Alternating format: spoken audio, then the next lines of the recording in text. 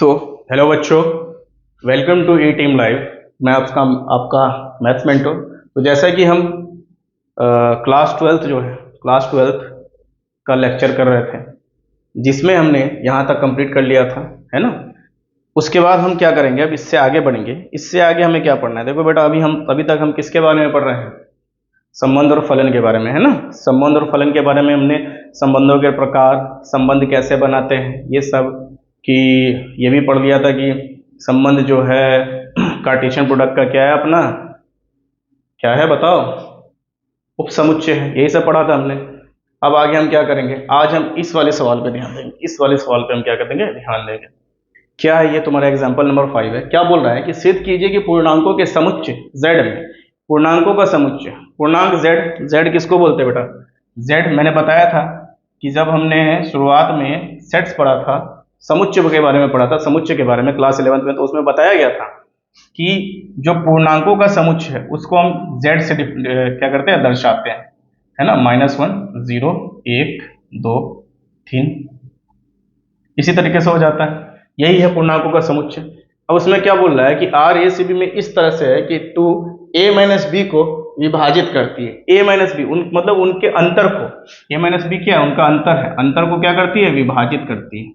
तो बताओ कि ये तुल्यता संबंध है या नहीं? तुल्यता संबंध है या नहीं? तो बेटा, तुल्यता संबंध के लिए क्या बनना था? मैं बताऊं, तुल्यता संबंध के लिए हमको क्या प्रूफ करना था, क्या साबित करना था? तुल्यता संबंध। तुल्यता संबंध मतलब इक्विवेलेंस रिलेशन, इक्विवेलेंस रिलेशन। इसमें जो ए नंबर क्या था, हमको ये 3 बातें प्रूफ करनी थी। अगर ये 3 अग्नि परीक्षा को पार कर गया तो ये क्या करेगा? तुल्यता संबंध हो जाएगा, है ना। मतलब अगर प्रीलिम्स, मेंस और इंटरव्यू पास कर गया तो क्या बन जाओगे आप? आईएएस बन जाओगे। उसी तरह से है ये कि अगर ये 3 चीजों को पास कर गया तो ये क्या बनेगा? ये आईएएस, मतलब तुल्यता संबंध हो जाएगा। वो 3 चीजें क्या क्या है? पहला है स्वतुल्य। क्या है? स्वतुल्य, जिसको हम बोलते हैं रिफ्लेक्सिव। ठीक है, मैंने लिख दिया रिफ्लेक्सिव।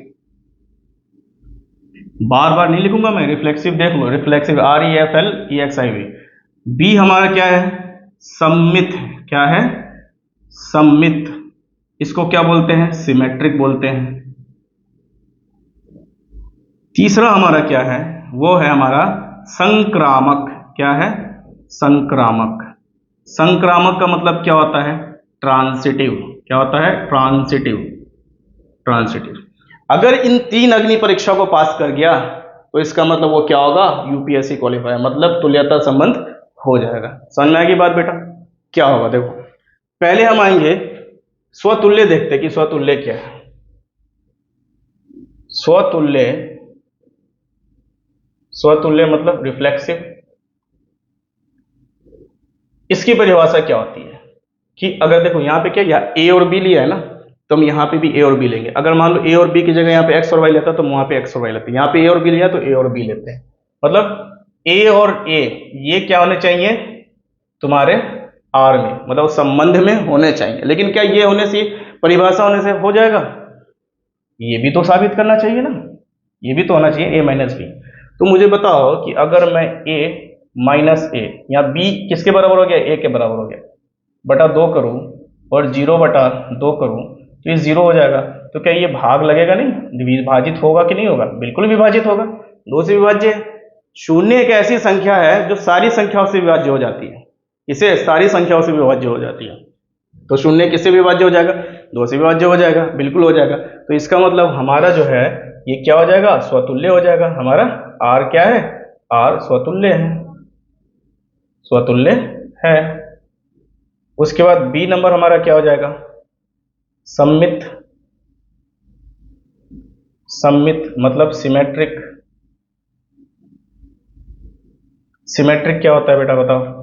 सिमेट्रिक में क्या था? अगर ए बी है आर में तो बी ए भी होना चाहिए आर में। तो अगर a माइनस बी बटा 2 2 से विभाजित है तो b माइनस ए बटा 2 भी क्या हो जाएगा? 2 से विभाजित हो जाएगा। इसका मतलब ये भी हमारा बिलोंग करेगा। तो हम बोल सकते हैं कि r सम्मित है। r क्या है? सम्मित है। क्यों विभाजित हो जाएगा? a minus b, b minus a भी विभाजित हो जाएगा, है ना। समझ में आएगी बात बेटा?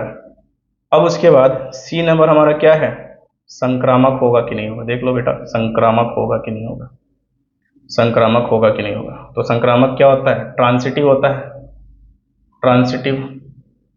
तो ट्रांसिटिव के लिए क्या प्रूफ करना है हमें, कि अगर ए और बी है आर से संबंधित, तो बी और सी भी होना चाहिए आर से संबंधित।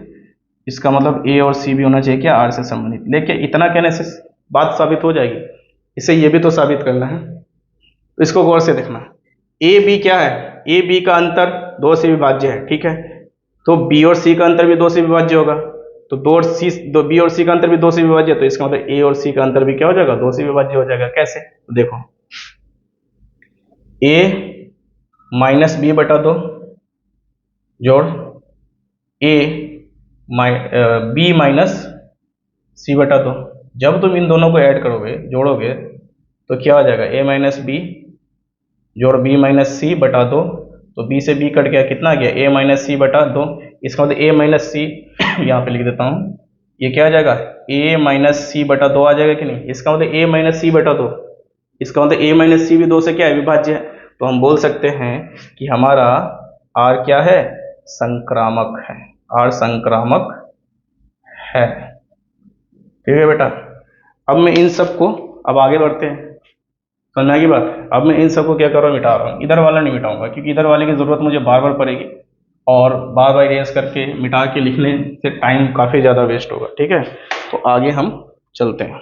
क्या होगा, मान लीजिए कि समुच्चय ए 1 2 3 4 5 6 7 है। समुच्चय ए इस तरह से दे दिया है, आर ए बी है, इस तरह से है कि ए तथा बी दोनों ही या तो विषम है या तो सम है। ए और बी दोनों ही या तो विषम है या तो सम है, मतलब 3 3 दोनों क्या हो गया, विषम हो गया, 2 2 दोनों क्या हो गया, सम हो गया। इसी तरह से बोल रहा है, सिद्ध कीजिए कि आर एक तुल्यता संबंध है। हमें सिद्ध करना है कि आर तुल्यता संबंध है या नहीं है।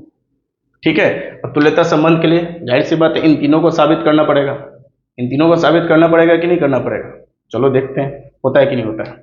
अच्छा, स्वतुल्य के लिए क्या करना पड़ेगा, स्वतुल्य के लिए ए और ए दोनों लेना पड़ेगा, सेम लेना पड़ेगा। तो क्या इसमें 1 1 होगा, बिल्कुल 1 1 बनेगा। बताया था, याद रखना, समुच्चय के केस में मैंने बताया था, जब कार्टेशियन प्रोडक्ट बनाते हैं तो वो 1 2 1 1 मिलता है, 2 2 मिलता है, 3 3 मिलता है, 4 4, क्योंकि इसी के जैसा एक समुच्चय बनेगा। अब 1 1 को 1 से मिलान कर दोगे, 2 को 1 से, 2 को 2 से मिलान कर दोगे, 3 को 3 से, 4 को 4 से, 5 को 5 से, 6 को 6 से, 7 को 7 से। अब मुझे बताओ, क्या 1 1 1 और 1 दोनों ही विषम संख्या है, 2 और 2 दोनों ही सम संख्या है, 3 और 3 3 दोनों ही क्या है, विषम संख्या है, हो सकता है। इसका मतलब ये हमारा बिलोंग करेगा, ये हमारा होगा। तो हम बोल सकते हैं आर क्या है, स्वतुल्य है। आर क्या है, स्वतुल्य है।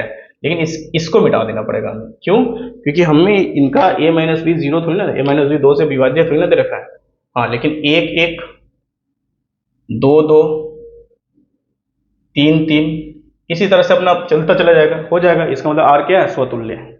सममित, क्या आर सिमेट्रिक है, सिमेट्रिक होगा कि नहीं होगा, सिमेट्रिक होगा कि नहीं होगा, तो देखते हैं कैसे होगा। ए और बी क्या है, या तो दोनों सम है या तो दोनों विषम है ना। ए और बी क्या है, या तो दोनों सम है या तो दोनों विषम है। तो ऑर्डर जब चेंज कर दोगे, इसका जगह बदल दोगे, तो क्या बात बदल जाएगी। अगर मैंने ले लिया क्या, यहाँ पे 5 और 7 ले लिया, तो क्या 7 5 लेने से बात बदल जाएगी। दोनों ही तो विषम है, दोनों ही तो विषम है, अभी भी दोनों ही तो विषम है, कोई दिक्कत। या मैंने अगर ले लिया 2 और 5 ले लिया, तो एक सम एक विषम है, तो क्या 5 और दे लूंगा तो भी बात बदल जाएगी, एक विषम एक सम है तो एक एक दोनों ही है कि नहीं है। इसका मतलब हम बोल सकते हैं कि ये भी मेरा क्या हो जाएगा, आर मेरा क्या हो जाएगा, सम्मित हो जाएगा। लेकिन इस वाले से नहीं, इस वाले संबंध से नहीं, ये वाला संबंध तो पिछले वाला है ना हमारा, इसका मतलब ये दोनों ही हो जाएंगे सम्मित। अब देखते हैं तीसरा नंबर कि आर स्वतुल्य होगा कि नहीं होगा, आर संक्रामक होगा कि नहीं होगा। तो देखो, ए और बी है, हाँ ए और बी है, बिल्कुल है। मान लो हमने ले लिया 5 और 7 ले लिया, तो अगला क्या होगा, 7 और 3 ले लेते हैं, 7 और 3 ले लेते हैं, तो क्या हो जाएगा, 5 और 3 होगा, तीनों ही इसमें होंगे संबंध में। लेकिन क्या तीनों इस चीज को साबित करेंगे? दोनों ही या तो सम विषम है या तो सम है। तो ये देखो दोनों विषम है, यहाँ पे भी दोनों विषम है और यहाँ पे भी दोनों विषम है। इसका मतलब ये तीनों आर में आएगा कि नहीं आएगा? ये तीनों आर से होगा कि नहीं होगा? बिल्कुल होगा। तो हम बोल सकते हैं आर संक्रामक भी है। आर क्या है? संक्रामक भी है। और जैसे ही आर संक्रामक हो गया, आर क्या हो गया? तीनों चीज साबित हो गई आर के लिए, तो हम बोल सकते हैं आर मेरा क्या हो जाएगा? तुल्यता संबंध हो जाएगा। आर मेरा क्या हो जाएगा? आर तुल्यता संबंध हो जाएगा, तुल्यता संबंध होगा। आर तुल्यता संबंध, तुल्यता मतलब इक्विवेलेंस बताया होगा भाई मैंने, ठीक है। लेकिन और भी चीजें साबित करनी है कि सिद्ध, साथ ही सिद्ध कीजिए कि उपसमुच्चय। अब ये उपसमुच्चय क्यों बोल दिया? क्योंकि देखो 1 3 5 7 है और ऊपर में 1 3 5 7 है, मतलब इसका सारा का सारा एलिमेंट ऊपर वाले में है। इसका मतलब ये जो है ये समुच्चय ए का क्या हो जाएगा? उपसमुच्चय हो जाएगा। उपसमुच्चय मतलब सबसेट। उसी तरह 2 4 6 भी इसका सबसेट हो जाएगा, उपसमुच्चय हो जाएगा, ठीक है। बोल रहा है कि ये खुद से संबंधित है कि नहीं, और ये खुद से संबंधित है, लेकिन परंतु ये और ये एक दूसरे से संबंधित नहीं है। तो चलो पहले इनको खुद से संबंधित करके देखते हैं है कि नहीं। तो देख लेते हैं। इसके लिए तुमको क्या करना पड़ेगा? इस वाले सेट को, मतलब इस वाले समुच्चय को कुछ नेम दे दो, कुछ नाम दे दो। तुमने नाम दे दिया 1 3 5 7, इसे दे दिया क्या तुमने नाम? बी दे दिया। अब क्या करना पड़ेगा? संबंध स्थापित करने के लिए तुम्हें एक और बी लेना पड़ेगा। 1 3 5 7, और संबंध के लिए इसको R1 मान लो। इसके लिए तुमको क्या करना पड़ेगा? क्या करना पड़ेगा? 1 1 1 3 1 5, इसी तरीके से अपना बनता चला जाएगा, और भी बनता चला जाएगा, है ना। 1 का 5 के साथ भी बनेगा, 1 का 7 के साथ भी बनेगा, 3 का 1 के साथ, 3 का 3 के साथ, 3 का 5 के साथ, 3 का 7 के साथ बनता रहेगा, और बहुत सारे बनेंगे। तो हम बोल सकते हैं ना, ये भी विषम, ये भी विषम, ये भी विषम, ये भी विषम, ये भी विषम, ये भी विषम बोल सकते हैं ना। तो आर मेरा आर मेरा क्या हो जाएगा? ए और बी हो जाएगा। इस तरीके से कि ए तथा बी दोनों ही क्या है? विषम है। क्या है हमारा? विषम है। कोई फर्क बेटा? कोई दिक्कत नहीं। अब चलो इसे हम सी नेम दे देते हैं, ठीक है। तो सी इक्वल टू कितना हो जाएगा? सी बराबर कितना हो जाएगा? तो 2 4 6।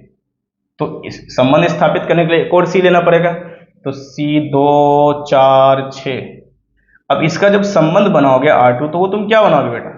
2 2 2 4 2 6, इसी तरह से स्थापित करते चला जाएगा, और भी आगे बन जाएगा 4 2 4 4 4 6 6 2 6 4 6 6, इसी तरह से बनता चला जाएगा। तो हम बोल सकते हैं कि ये जो R2 है मेरा, वो क्या बन गया? R2 मेरा बन गया कि A और B ले लिया हमने, सच दैट जो हमारा A तथा B जो है, इसके लिए A तथा B दोनों ही क्या है? दोनों ही सम है। दोनों ही क्या है? सम है। सम है, सम संख्या है या सम है, कुछ भी लिख दो। समझ में आ गई बात? कोई दिक्कत? लेकिन अगर हम B और C में देखें, तो भी 1 3 5 और 7 है, और C हमारा क्या है? 2 4 6 है। अगर हम R2 R3 लेने दो, इसको निकालना चाहेंगे, तो 1 2 1 4 1 6, इसी तरीके से आएगा। इसी तरीके से आगे भी बढ़ता जाएगा। तो देखो इनके बीच में संबंध स्थापित हो रहा है, एक सम एक विषम, एक सम एक विषम, दूसरा विषम दूसरा सम सॉरी एक विषम है तो दूसरा सम है। अब अगर तुम अगली बार में जाओगे तो 3 का 2 के साथ लोगे, एक सम एक विषम, 3 का 4 के साथ एक सम एक विषम, 5 का 6 के साथ एक सम। कुछ बन तो रहा नहीं है इसमें, कुछ एक खास बन नहीं रहा है। मतलब मान लो जैसे 1 का 2 से लेते हो, तो तुमको पता चला नहीं यहाँ पे कि 1 तो ले लिया और ये 2 है, 2 1 में 1 जोड़ने से आगे। लेकिन अगर 4 ले ले, 1 और 4, तो क्या अगले वाले में 1 में 1 जोड़ने से 4 आ जाएगा? नहीं आएगा, है ना। 1 में 3 जोड़ने से 4 आएगा। तो ये तो कोई संबंध स्थापित हो नहीं पा रहा है। इसका हम बोल देंगे कि R3 का B और C में कोई संबंध नहीं है। B तथा सी में कोई संबंध नहीं है, कोई संबंध नहीं है। ठीक है बेटा, बी तथा सी में कोई संबंध नहीं है। चलो ये हो गया हमारा, इसकी जरूरत पड़ेगी आगे भी, इसलिए मैं इसे मैं नहीं मिटा रहा हूं। परिभाषा जो होती है ना इसकी हर, क्योंकि कर तो हम यही रहे हैं ना, पढ़ तो वही रहे, तुल्य, स्वतुल्य, तुल्यता संबंध। तो आगे जो सवाल आएंगे वही तो वो इस पे भी, इसी पे तो आएंगे। तो हम क्या करते हैं ना, इसको इरेज नहीं करते, इसको मिटाते नहीं, इसको ऐसी नहीं। परिभाषा तो सबकी वैसी लिखनी ना, परिभाषा तो हमें करना ही पड़ेगा, परिभाषा तो लिखना ही पड़ेगा किसी सूरत में। तो परिभाषा को हम क्या करते हैं, मिटाते नहीं, इसको ऐसे ही करते हैं। चलो उसके बाद क्या हो जाएगा, निर्धारित कीजिए कि क्या निम्नलिखित संबंधों में से प्रत्येक स्वतुल्य, सम्मित तथा संक्रामक। इसमें अलग अलग बताना है, इसमें तुम्हें तुल्यता नहीं स्थापित करना है, इसमें सिर्फ बताना है कि स्वतुल्य, सम्मित तथा संक्रामक अलग अलग करना है। जैसे समुच्चय ए 1 2 3 13 और 14 तक है में संबंध आर इस प्रकार परिभाषित है कि आर एक्स वाई है, लेकिन एक संबंध दे दिया है क्या, एक्स वाई उसी तरीके से हो कि 3x माइनस वाई का जो संबंध हो क्या हो जाए, 0 हो जाए। 3x माइनस वाई के बीच का अंदर क्या हो जाए, 0 हो जाए। देखते हैं, तो मुझे बताओ y बराबर 3x होगा। अरे भैया 3x माइनस वाई बराबर 0 है, तो y बराबर कितना हो जाएगा, 3x होगा। कभी भी ये दोनों तो समान हो गए ना, क्या ये कभी इक्वल हो सकता है, y इक्वल टू 3x कभी इक्वल हो सकता है, बिल्कुल नहीं हो सकता है। अगर तुम x को 1 ले लो तो y कितना आ जाएगा, 3 आ जाएगा। तो क्या a समान समान आ जाएंगे, नहीं आएंगे। तो इसका मतलब हम बोल सकते हैं कि ये a और a इस वाले संबंध में नहीं होगा, a और a इस वाले संबंध में नहीं होगा। b नंबर देखते हैं, b नंबर में a और b में भी हो जाए, a और b क्या हो जाए, मान लो a को तुमने 1 ले लिया देखो बेटा यहाँ पे एक्स वाई दे रखा है, एक्स वाई दे रखा है ना यहाँ पे, तो इसमें कंफ्यूज मत करना, मैं यहाँ पे एक्स एक्स कर देता हूँ, ठीक है। इसमें कंफ्यूज मत करना, जब ए बी दिया होता है तो हम ए बी लेते हैं, जब एक्स वाई दिया होता है तो एक्स वाई लेते हैं, ठीक है। तो यहाँ पे मैंने कर दिया, यहाँ पे क्या कर दिया, एक्स कॉमा वाई, तो यहाँ पे उल्टा बी ए हो गया, तो हमें क्या करना पड़ेगा, वाई कॉमा एक्स, ठीक है। तो देखो अगर तुम एक्स का मान 1 ले लो और वाई का मान 3 ले लो, तो 3x माइनस वाई बराबर 0, देखो y बराबर 3x है, तो देखो y के मान कितने हैं, 3 है और बराबर 3, और x का मान क्या है, 1 है गुना, तो 3 बराबर 3 हो गया। लेकिन क्या इसको उल्टा कर दो, 3 और 1 कर दो, क्या बराबर होगा ये 3 और 1, क्या इसको इसको इस वाले को साबित करेगा, ये कभी साबित नहीं करेगा, कभी साबित नहीं करेगा। तो हम बोल सकते हैं एक्स वाई हो सकता है हो जाए, लेकिन वाई एक्स नहीं होगा, इसमें वाई एक्स नहीं होगा। और वाई एक्स अगर नहीं हुआ तो अगर परिभाषा से ये दोनों ही होना चाहिए संबंध स्थापित करने के लिए, लेकिन इसमें वाई एक्स तो नहीं है, तो इसका मतलब हम बोल सकते हैं आर मेरा क्या है, अच्छा यहां पे मैं बोल दूंगा स्वतुल्य नहीं है, आर स्वतुल्य नहीं है, नहीं है, ठीक है बच्चा, आर स्वतुल्य नहीं होगा। यहां पे क्या हो जाएगा, यहां पे भी आर सम्मित नहीं होगा, नहीं है। उसी तरह से तीसरे बारे में कि हो सकता है ये हो जाए, ये संबंध स्थापित करते है ना, कि मान लो अगर तुमने क्या किया, देख लो बेटा कैसे करते हैं इसको, ए और बी है, मान लो ए को तुमने 1 ले लिया, बी को 3 ले लिया, तो इनके बीच में क्या संबंध है, y बराबर 3x हो जाएगा, बिल्कुल हो जाएगा। लेकिन अगर तुमने क्या किया, 3 लिया और इसको 9 ले लिया, तो बिल्कुल है ये भी y बराबर 3x, y बराबर क्या हो जाएगा, 3x साबित कर जाएगा बिल्कुल। लेकिन अगर फिर 1 और 9 ले लिया तो ये तो y बराबर 3x कभी होगा ही नहीं, y बराबर 3x होगा ये कभी, कभी होगा ही नहीं y बराबर 3x। इसका मतलब ये दोनों तो हो जाएंगे बट ये वाला नहीं होगा। इसका मतलब r मेरा क्या है, संक्रामक भी नहीं, r संक्रामक भी नहीं होगा, ठीक है बच्चा, r संक्रामक भी नहीं होगा, ये बात हो गई। अब तक बात क्लियर हो रही है, अब तक बातें क्लियर हो रही हैं, चलो बहुत अच्छी बात है। एक बार फिर परिभाषा को हम वैसे ही रहने देते हैं, परिभाषा को हम वैसे ही रहने देते हैं, क्योंकि करना तो हमें वही है, लेकिन इसको एक मिटाना पड़ेगा क्योंकि ये उसके लिए नहीं था, लेकिन परिभाषा में ये होना चाहिए, ये भी परिभाषा में होना चाहिए, ठीक है बेटा। चलो आगे बढ़ते हैं। प्राकृत संख्याओं के समुच्चय n, ये प्राकृत संख्याओं का समुच्चय, प्राकृत संख्याओं का समुच्चय क्या होता है बेटा, देखो प्राकृत संख्याओं के समुच्चय को, मतलब नेचुरल नंबर के समुच्चय को हम ऐसे लिखते हैं 1 2 3 4, इस तरीके से करते हैं, ठीक है, कभी खत्म तो होने वाला है नहीं। अब बोल रहा है कि आर एक्स वाई है इस तरीके से कि y बराबर x जोड़ 5 है। y बराबर क्या है? x जोड़ 5 है। अगर y बराबर x जोड़ 5 है, y बराबर x जोड़ 5 है, तो मैं कर सकता हूँ y माइनस एक्स बराबर 5 है। मतलब ये इस बात को भी साबित करना चाहिए, सीधा संबंध बन स्थापित करने से नहीं हो जाएगा, ये इस बात को भी y और x में जो भी वैल्यू लोगे, जो भी मान लोगे, वो इस बात को साबित करना चाहिए। चलो देखते हैं वो साबित करता है कि नहीं। देखने से ही पता चल गया नहीं होगा, है ना, कि दोनों तो समान हो गए। इन दोनों के बीच का अंतर क्या आ जाएगा? इन दोनों के बीच का y और x समान होगा तो इन दोनों के बीच का अंतर क्या आ जाएगा? 0 आ जाएगा। इन दोनों के बीच का अंतर क्या आ जाएगा? 0 आ जाएगा, शून्य आ जाएगा। x माइनस एक्स है ना, तो x माइनस एक्स बराबर क्या हो जाएगा? शून्य हो जाएगा, जो 5 के बराबर कभी नहीं हो सकता है। इसका मतलब ये जो x और x है वो मेरा r में होगा ही नहीं, संबंध में होगा ही नहीं, ठीक है। उसके बाद अगले पे आते हैं, अगला क्या है? चलो मान लो गलती से तुमने क्या किया, इस हिसाब से ले लिया कि तुमने क्या कर लिया। अच्छा, एक और चीज है यहाँ पे भाई मेरे, एक चीज ये मत भूलना। x क्या है? मतलब x का मान तुम क्या नहीं ले सकते हो, x का मान तुम ज्यादा से ज्यादा कहां तक ले सकते हो? 1 2 और 3 से ज्यादा x का मान नहीं ले सकते हो, ठीक है। ये मैं भूल गया था, सॉरी। ये जो x का मान 3 से ज्यादा तुम नहीं ले सकते हो, है ना, ये भी याद रखना, ये भी याद रखना है।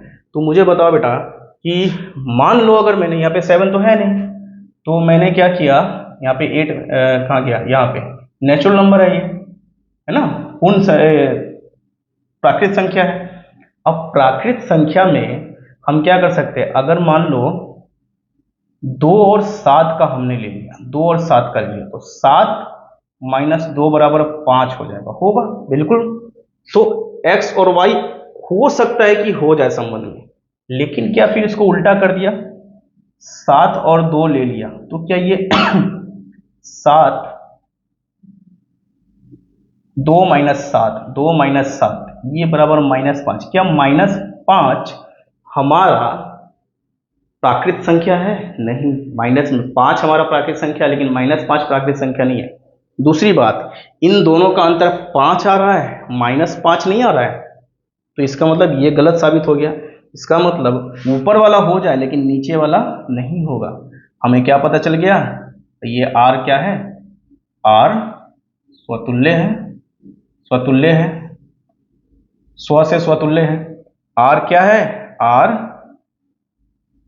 सममित है। r क्या है? सम से सममित है। उसी तरह इसमें भी देखो a और b है, ठीक है, a और b है, मतलब मान लो 2 और 7 तो ले लिया हमने, 2 और 7, इसका जो अंतर है 7 माइनस 2 5 तो आ गई। अगले में 7 और 12 ले लिया है, इसका अंतर 12 माइनस 7 5 तो आएगा ही आएगा। लेकिन अगर फिर हम इन दोनों को बना दे, मतलब 2 और 12 बना दे, तो 12 और 2 का अंतर क्या आता है? 10, 5 कभी नहीं आएगा। इसका मतलब ये दोनों हो सकता हो जाए, लेकिन ये कभी नहीं होगा। किसमें? तुम्हारे दूसरे संबंध के हिसाब से। इसका मतलब हम बोल सकते हैं कि r हमारा क्या नहीं है? संक्रामक नहीं। r मेरा संक्रामक नहीं, r मेरा सम्मित नहीं है, r मेरा स्वतुल्य नहीं, ठीक है बेटा। ना ही r संक्रामक है, ना ही सम्मित है, ना ही स्वतुल्य है। चलो फिर दोबारा इसको मिटा दो, बिल्कुल मिटा दीजिए सर, क्योंकि परिभाषा तो हमें रखना ही है, रखना, परिभाषा तो सेम है, परिभाषा को तो तुम नहीं मिटाओगे, है ना, ठीक है बेटा, परिभाषा तो वही रखनी है। तो हो गया यहाँ पे, ये भी मिटा देते हैं, तो बार बार यहाँ पे ध्यान जाएगा तो दिक्कत हो जाएगा। ये भी मिटा देते हैं, ये भी मिटा देते हैं। चलो, तो ये हो गया, ये हो गई तुम्हारी परिभाषा, ठीक है। उसके बाद समुच्चय a बराबर 6 तक ले लिया है ना। इसमें संबंध r को इस तरह से स्थापित कर दिया कि y भाज्य है x से, y x से क्या लगता है? पूरी तरह भाग लग जाता है ना, मतलब y x का क्या है? मल्टीपल है, इसलिए तो x से भाग लग जाएगा, मतलब y x का क्या हो जाएगा? गुणज हो जाएगा। क्या हो जाएगा? गुणज, तभी तो भाग लग जाएगा। द्वारा परिभाषित संबंध r है, तो इसको तुमको क्या साबित करना है? स्वतुल्य साबित करना है। सम्मित साबित करना है, संक्रामक साबित करना है। बिल्कुल देख लेते हैं, चलो बहुत ईजी है। अगर तुमने दोनों बराबर ले लिया, जो कि इसमें आएगा ही, एक एक भी आएगा, दो दो भी आएगा, क्योंकि एक ये ए है तो नीचे भी तो ए लोगे, तभी तो उसका कार्टेशियन प्रोडक्ट बनाओगे। तो ए 1 1 2 2 3 3 4 4 5 5 6 6 कार्टेशियन प्रोडक्ट है संक्रामक उत्पाद, ठीक है, वो मैंने बता रखा है उसमें, समझ में आएगी बात। हो जाएगा ये। तो इसका मतलब हम बोल सकते हैं कि एक खुद से भाग नहीं लग सकता क्या? बिल्कुल लग सकता है। दो खुद का भाजक है कि नहीं? बिल्कुल है। तीन खुद का भाजक, हर संख्या खुद की भाजक होती है, बिल्कुल होती है। तो इसका मतलब इस हिसाब से ये इसमें आ जाएगा। तो हम बोल देंगे आर मेरा क्या है? आर स्वतुल्य है बेटा। आर क्या है? स्वतुल्य है। उसी तरह एक्स वाई है, एक्स वाई है, तो एक्स वाई एक्स से भाग लग जा रहा है, लेकिन वाई एक्स को तो भाग नहीं करेगा। लेकिन इसके हिसाब से देखो, पहली संख्या दूसरी संख्या को, दूसरी संख्या पहली संख्या से भाग लग रही है, तो यहां पे वाई एक्स से भाग लग रहा है, तो क्या एक्स वाई से भाग लग जाएगा? बिल्कुल भाग नहीं लगेगा ना। अगर वाई एक्स से मतलब एक्स वाई को भाग कर रहा है, तो एक्स वाई को भाग थोड़ी ना कर पाएगा। इसका मतलब ऊपर वाला तो हो सकता है, लेकिन नीचे वाला तो नहीं होगा इसमें। तो इसका मतलब क्या हो जाएगा? आर मेरा सम्मित नहीं होगा, आर मेरा सम्मित नहीं है। ठीक है बच्चों, आर मेरा सम्मित नहीं है। उसी तरह से यहां पे देखते हैं कि बी अगर ए से विभाज्य है और सी अगर बी से विभाजित है, ठीक है, सी ए से विभाज्य हो जाएगा। ये रूल है, याद रखना। अगर बी ए से विभाज्य है, एक्स वाई है ना, एक्स और वाई लिख देते हैं यहाँ पे, कोई दिक्कत नहीं है, एक्स और वाई लिख सकते हैं। एक्स लिख दिया, वाई, तो यहाँ पे तुम्हें वाई और जेड लिखना पड़ेगा, और यहाँ पे लिखना पड़ेगा एक्स और जेड। ठीक है बेटा।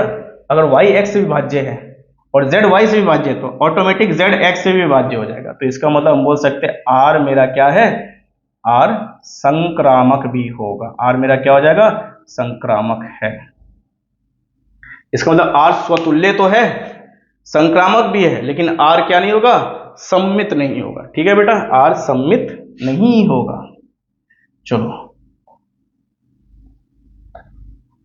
नौ, अब हम आगे बढ़ते हैं। ठीक है, आगे बढ़ेंगे, कैसे करेंगे?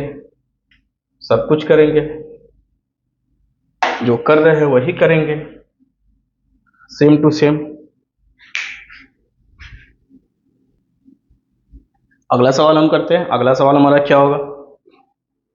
नहीं, इसमें भी तो बाकी रह गया ना, 4 और 5 तो बाकी रह गया इसमें, 4 और 5 तो बाकी रह गया, 4 और 5 बाकी रह गया।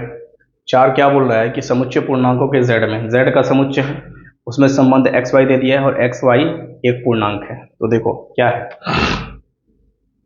x माइनस एक्स क्या आ जाएगा? 0 आ जाएगा कि नहीं आएगा? इस संबंध से x माइनस वाई क्या है? पूर्णांक है। तो क्या शून्य एक पूर्णांक नहीं है? शून्य पूर्णांक है, शून्य z है, एक पूर्णांक है, बिल्कुल है। इसका मतलब r क्या हो जाएगा हमारा? r स्वतुल्य हो जाएगा। स्वतुल्य में स्वर्गीय मत बोल देना, स्वतुल्य है ये। r क्या है? स्वतुल्य है। ठीक है, बन जाता है ना ऐसे, स्वर्गीय जब लगाते हैं तो इसी तरह से तो लिखते हैं। उसके बाद r क्या हो जाएगी? यहाँ पे देखते हैं x और y है, इनका संबंध, इनका जो अंतर होगा वो क्या आएगा? एक, देखो हमेशा किसी दो पूर्णांक का अंतर हमेशा पूर्णांक ही होता है। उसी तरह y माइनस एक्स का भी अंतर क्या हो जाएगा? x माइनस वाई है तो वो क्या आ जाएगा? धनात्मक आएगा, और y माइनस एक्स है तो वो ऋणात्मक आ जाएगा। लेकिन होगा तो, क्योंकि हमारा पूर्णांक जो है धनात्मक ऋणात्मक दोनों हो सकता है, इसका मतलब ये दोनों भी होगा। तो हम बोल सकते हैं r हमारा क्या है? सम्मित है। r हमारा क्या है? सम्मित है। ठीक है बेटा। r संक्रामक होगा कि नहीं होगा? तो देखो एक्स वाई का अंतर पूर्णांक है, वाई जेड का अंतर भी पूर्णांक है, तो एक्स जेड का भी अंतर क्या हो जाएगा? पूर्णांक हो जाएगा। तो इसका मतलब हम बोल देंगे कि r हमारा क्या है? r संक्रामक है, संक्रामक है। ठीक है बच्चों, कोई दिक्कत? नो दिक्कत। चलो अब आगे बढ़ते हैं।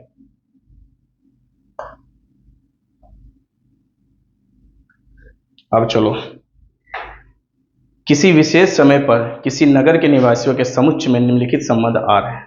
ठीक है, किसी विशेष समय पर किसी नगर के निवासियों के समुच्चय में निम्नलिखित संबंध आ रहे हैं। एक नगर है, एक टाउन है ना, उसमें जो लोग रहते हैं उनके संबंध क्या दे दिया, आर दे दिया है। क्या दे दिया है, आर दे दिया है। ठीक है, अब तुम्हें बताना है कि ये स्वतुल्य, सममित और संक्रामक होगा कि नहीं होगा। तो बताओ, अगर x और x है, x और x है, तो एक आदमी और दूसरा आदमी वही है, तो क्या वो उस नगर में रह सकता है?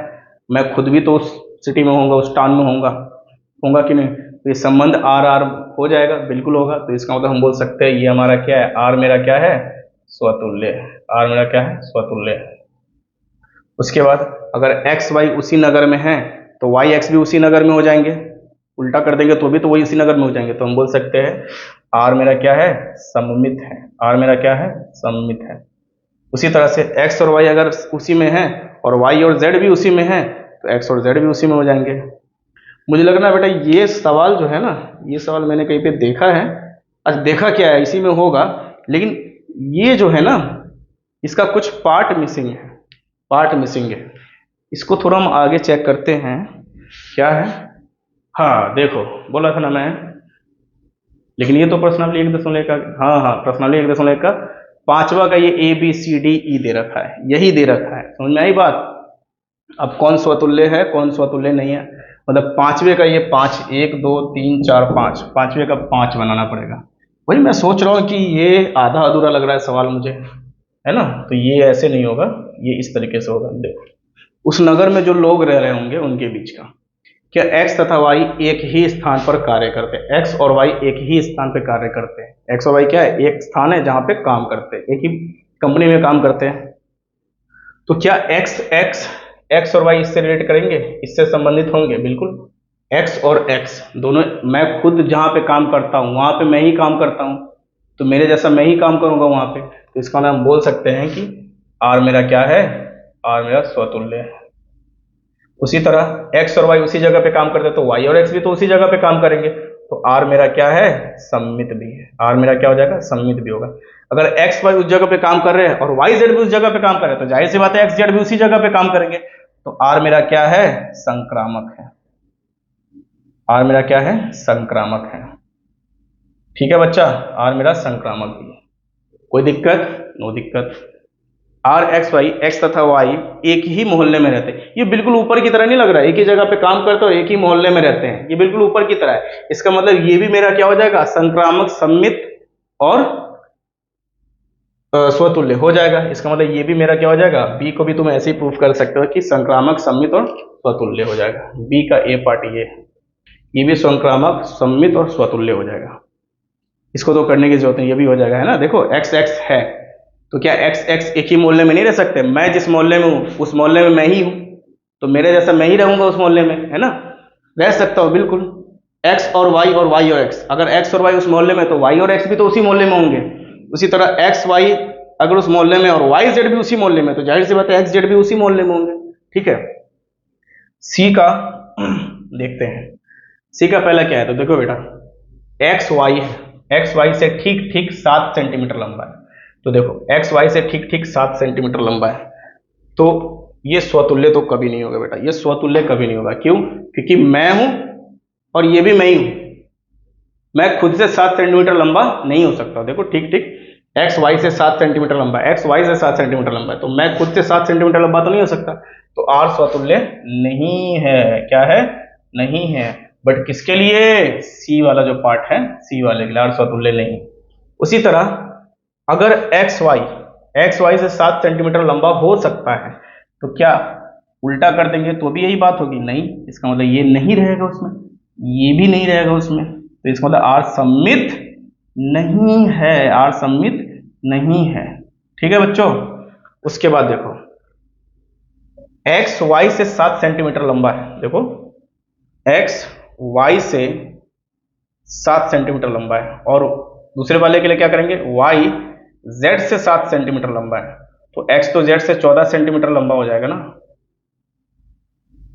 ऐसा तो हो ही नहीं सकता, एक्स जेड से कभी 7 सेंटीमीटर लंबा नहीं होगा, तो ये आर संक्रामक नहीं है, आर संक्रामक नहीं है। ठीक है, इसी तरह से हम क्या करते हैं, बातों को साबित करते हैं अपने। ठीक है, बस हमें परिभाषा याद होनी चाहिए, बारी बारी से हम चाहे तो नंबर भी उठा के देख ले, हम दिमाग से भी सोच सकते हैं। ठीक है, हो गया। दिमाग से सोचते क्या, दिमागी तो सोचना पड़े, दिमागी तो रहना चाहिए यहाँ पे। अगर दिमाग नहीं है तो क्या काम है भाई, सोच ही नहीं पाओगे, है ना, कोऑर्डिनेशन ही नहीं हो पाएगा। ये दोनों हो सकते हैं लेकिन ये नहीं होगा, ठीक है बेटा, ये वाला नहीं होगा। चलो परिभाषा फिर दोबारा लिख देते हैं, इसको मिटा के परिभाषा, क्योंकि ये तो उसके हिसाब से नहीं था ना, उसी तरह से ये भी उसके हिसाब से नहीं था, उसी तरह से ये भी सी नंबर के हिसाब से नहीं था, लेकिन परिभाषा तो हमें करना पड़ेगा। अब डी नंबर पे हम आते हैं, डी नंबर पे आते हैं। डी नंबर क्या है, एक्स वाई की पत्नी है, एक्स वाई की क्या है, पत्नी है। तो एक्स एक्स एक्स खुद की पत्नी तो हो नहीं सकती है, एक्स खुद की पत्नी हो सकती है नहीं, तो हम बोल देंगे कि एक्स और एक्स इस संबंध में होगा ही नहीं, तो हमारा क्या हो जाएगा, आर स्वतुल्य नहीं है, नहीं है। उसके बाद एक्स वाई की पत्नी है, तो वाई एक्स की पत्नी थोड़ी ना हो जाएगी, वाई तो एक्स का हस्बैंड हो जाएगा, तो ये तो गलत हो गया, तो ये भी नहीं होगा। ये तो हो सकता है लेकिन ये नहीं होगा, तो हम बोल सकते हैं आर सम्मित नहीं है, आर मेरा सम्मित नहीं है, ठीक है बच्चा। उसके बाद एक्स वाई की क्या है, पत्नी है, एक्स वाई की क्या है, पत्नी है, और इस हिसाब से वाई जेड की पत्नी होगी, जो कि हो नहीं सकता, क्योंकि वाई हमारा क्या है, पति, मतलब मर्द है, तो ये भी तो मेल होना चाहिए ना, लेकिन इसको तुमने यहाँ पे फीमेल बना दिया, इसका मतलब ये भी नहीं होगा, और ये नहीं है, तो एक्स जेड की पत्नी हो सकती है, एक्स दो लोगों की पत्नी हो सकती है, नहीं होगा, ये भी नहीं होगा। इसका मतलब हम बोल सकते हैं कि आर हमारा क्या नहीं है, संक्रामक नहीं होगा बेटा, आर मेरा संक्रामक नहीं है,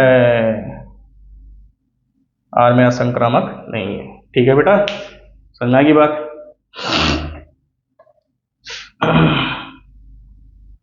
परिभाषा फिर से लिख देते हैं,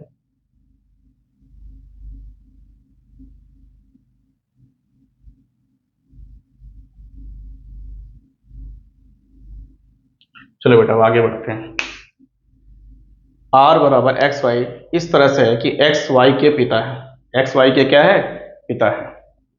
तो मुझे बताओ, ये तो कभी हो ही नहीं सकता है, क्योंकि एक्स खुद का पिता तो हो नहीं सकता है, ये नहीं होगा, तो हम बोल देंगे आर स्वतुल्य नहीं है। उसी के बाद अगर एक्स वाई का पिता है तो वाई एक्स का पिता तो हो नहीं सकता, क्योंकि एक्स ना वाई का पिता है, तो इसका हम बोल देंगे आर, ये वाला तो हो सकता है लेकिन ये वाला नहीं होगा, नीचे वाला नहीं हो सकता है, तो आर सम्मित भी नहीं है, नहीं है।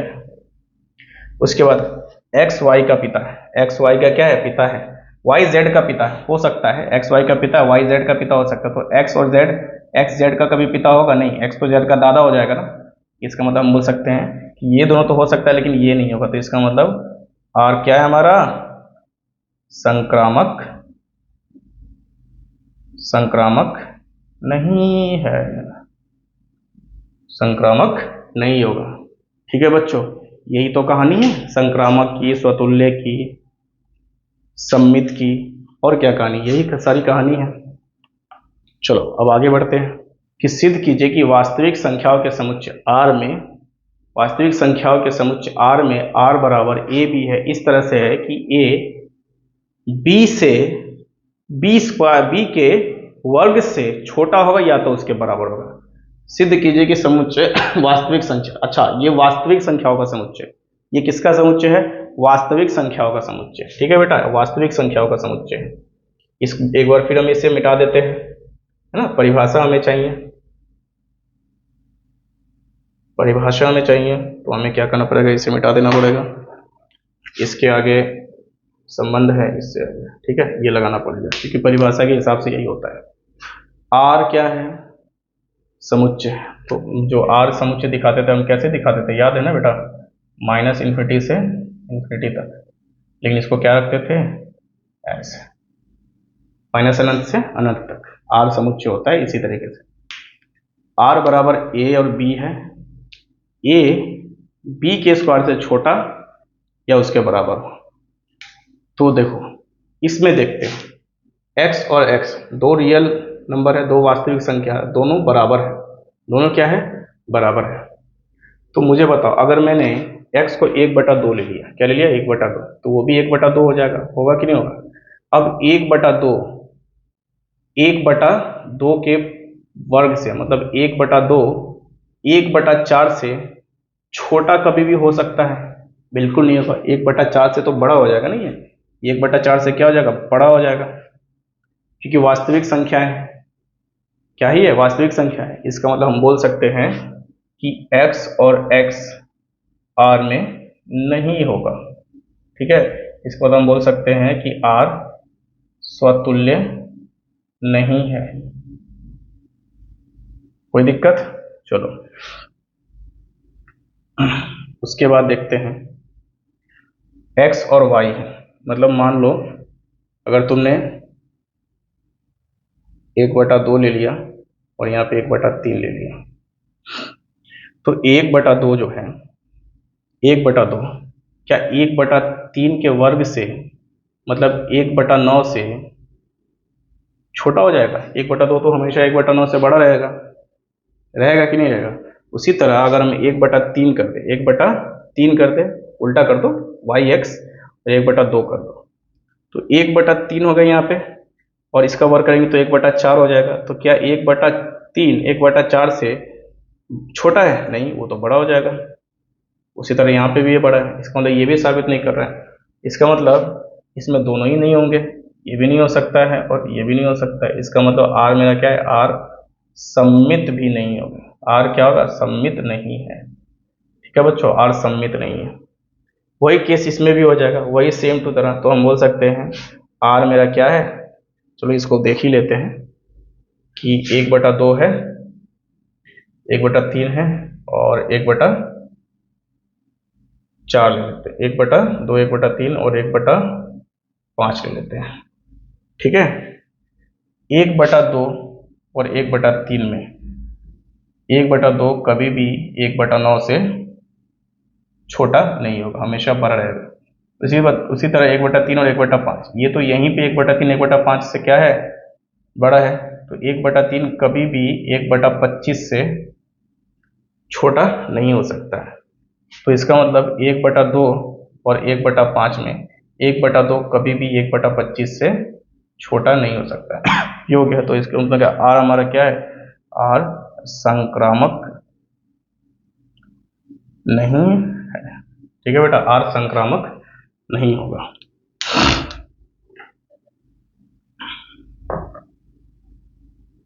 समझा की बात? आर संक्रामक भी नहीं होगा। ठीक है, चलो आगे आते हैं। 1/2 1/3 मैंने इससे लिया था ना कि जो है वास्तविक संख्याएं है ना, ये क्या ही है? वास्तविक संख्याएं। इसी वजह से तुम 2 3 5 भी लेके देख सकते हो।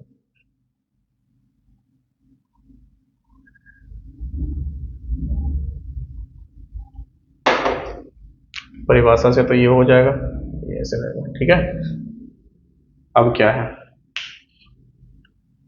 ये तीनों ही नहीं रहेगा परिभाषा से, उस पिछली वाली में, इस वाले में। अब परिभाषा वापस लिख देते हैं। चलो आगे बढ़ते हैं। जांच कीजिए कि समुच्चय 1 2 3 4 5 6 में आर बराबर ए बी इस तरह से है कि बी बराबर एक ए जोड़ 1 है। बी क्या है? ए जोड़ 1 है। तो बी ए जोड़ 1 है, तो जाहिर सी बात है अगर बी ए जोड़ 1 है तो यहाँ पे तो बी ए के बराबर हो गया। तो इसका मतलब x और x तो होगा ही नहीं इसमें, x और x तो हो ही नहीं सकता क्योंकि ये तो बराबर हो गया ना, ये तो हो ही नहीं सकता। तो हम बोल सकते हैं r स्वतुल्य नहीं है। r स्वतुल्य तो कभी नहीं होगा। क्यों? क्योंकि b बराबर a जोड़ 1 होना चाहिए, मतलब b और a के बीच का अंतर कितना होना चाहिए? 1 होना चाहिए। यहाँ पे आते हैं, यहाँ पे देख लेते हैं। मान लो क्या है? 1 3 6 तक है, तो हम क्या ले सकते हैं? 3 और 4 ले सकते हैं। 3 और 4 ले सकते हैं, है ना? देखो b बराबर यहाँ पे a, वहाँ पे a लिया है ना, तो यहाँ पे तुमको a लेना पड़ेगा। a ले लेते हैं, a तो यहाँ पे भी a और a कर लो बेटा। ठीक है, यहाँ पे अगर हमने किया a b तो यहाँ पे क्या हो जाएगा? b a। ठीक है, समझ जाओ, ऐसे ही तो होगा ये। तो इसके मतलब 3 और 4 है, चाहे ए भी दिखाओ तो चाहे एक्स वाई दिखा दो, बात तो बराबरी हुई ना। कहीं पे ए भी दे दे रहा है, कहीं पे एक्स वाई दे दे रहा है, तो इतना करके टाइम वेस्ट करने की जरूरत क्या है? 3 और 4 है, तो क्या 4 और 3 हो सकते हैं? बिल्कुल नहीं। ये तो हो जाएगा लेकिन ये नहीं होगा। इसका मतलब हम बोल सकते हैं आर सममित भी नहीं है हमारा, सममित नहीं होगा। उसके बाद अब मान लो अगर तुमने यहाँ पे एक्स वाई 3 और 4 ले लिया, 3 और 4 का अंतर क्या आता है? 1 तो आता ही है। 4 और 3 का अंतर 1 आएगा। अब तुमने क्या किया, अगले बार में 4 और 5 ले लिया, इसका अंतर तो 1 आएगा ही आएगा, क्योंकि 5 भी ले सकते हैं, 5 भी है उसमें। लेकिन 3 और 5 लोगे तो इसका अंतर तो 2 आ जाएगा ना, हो ही नहीं सकता है। इसका मतलब आर मेरा क्या होगा? आर संक्रामक भी नहीं होगा। आर क्या नहीं होगा? संक्रामक नहीं होगा। समझ में आ गई बात बेटा? हो गया। तो क्या है? स्वतुल्य सममित संक्रामक नहीं है, कुछ भी नहीं है इसमें से ये, ठीक है। पहला वाला तो वैसे ही हो जाता ना, क्योंकि पहले वाले में दोनों तो बराबर हो गए, ये तो कभी होगा ही नहीं। सिद्ध कीजिए कि आर में, सिद्ध कीजिए कि आर में आर, ये आर पता है किसके लिए दिया हुआ है? ये आर दिया है तुमको वास्तविक संख्या और रियल नंबर्स के लिए, उसी में आर एक संबंध दे दिया है। इस तरीके से है कि आर क्या है? बी से, ए क्या है? बी से छोटा है या उसके बराबर है, द्वारा परिभाषित संबंध स्वतुल्य तथा संक्रामक है किंतु सम्मित नहीं है। साबित करने के स्वतुल्य और संक्रामक है लेकिन सम्मित नहीं है। तो भाई मेरे, मुझे एक बात बताओ कि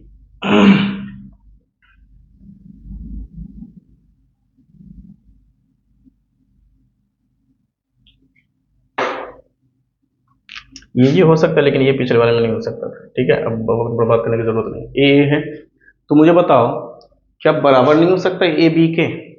बिल्कुल बराबर हो सकता है। तो इसका मतलब ए और ए हो सकता है आर में, इसका मतलब हम बोल सकते हैं आर मेरा क्या है? स्वतुल्य है। आर मेरा क्या है? स्वतुल्य है, ठीक है बच्चों। लेकिन इसमें जब आते हैं हम देखते हैं कि ए बी से क्या हो जाता है? ए बी से, ए और बी है तो ए बी से छोटा या उसके बराबर हो जाता है। तो अगर बी इधर ले लेते हैं, इस साइड में ले लेते हैं, ठीक है, इस साइड में ले लेते हैं, तो इधर क्या हो जाएगा? यहाँ तो बी ए से बड़ा है, उसके बराबर है। लेकिन यहाँ पे क्या हो गया? यहाँ पे हम ऐसे, यहाँ पे तो हमको ऐसे बोलना पड़ेगा ना कि ए बी से बड़ा या उसके बराबर है, जो कि ऐसा हो नहीं सकता है इसके हिसाब से। तो इसका मतलब आर मेरा क्या है? सम्मित नहीं है, सम्मित नहीं है, ठीक है। उसके बाद इसमें देखते हैं एक्स और वाई। हो सकता है कि एक्स वाई से क्या हो? बड़ा हो, वाई एक्स से बड़ा हो या उसके बराबर हो सकता है कि वाई जेड से बड़ा हो, जेड वाई से बड़ा हो या उसके बराबर हो। तो वाई एक्स से बड़ा है या उसके बराबर हो सकता है, जेड वाई से बड़ा है या उसके बराबर हो सकता है। लेकिन जेड जब वाई एक्स से बड़ा है और जेड वाई से बड़ा है तो जेड एक्स से तो बड़ा नहीं हो सकता, जेड एक्स से छोटा तो नहीं हो सकता, जेड एक्स से हमेशा बड़ा रहेगा। इस बात को भी साबित कर रहा है। अब उसके बाद अगर वाई एक्स के बराबर है और जेड वाई के बराबर है तो जेड एक्स के भी बराबर हो जाएगा, ये भी साबित कर रहा है। समझ में आएगी बात? तो इसका मतलब आर मेरा क्या हो जाएगा? आर मेरा संक्रामक हो जाएगा। आर मेरा क्या हो जाएगा? संक्रामक है बेटा, आर मेरा संक्रामक है।